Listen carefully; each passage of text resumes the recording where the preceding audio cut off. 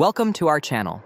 If you want to activate a credit card for direct deposit, please note that credit cards typically cannot receive direct deposits as they are designed for borrowing money, not storing funds. However, if you have a prepaid card, debit card, or bank account linked to your card that supports direct deposit, follow these step-by-step instructions.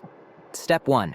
Ensure your card is activated by calling the activation phone number on the card sticker or following the activation instructions provided by your card issuer. Step 2. Log in to your card issuer's website or mobile app to access your account information. Step 3. Navigate to the account details, direct deposit, or routing information section. Step 4. Locate your routing number and account number, which are required for setting up direct deposit. Write down or take a screenshot of this information. Step 5. Contact your employer's payroll department or benefits provider to request a direct deposit enrollment form. Step 6. Fill out the direct deposit form with your routing number, account number, and personal information.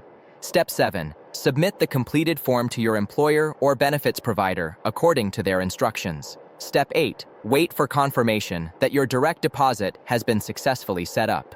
Step 9. Monitor your account to ensure your first direct deposit is received as expected. Don't forget to like this video and subscribe to our channel.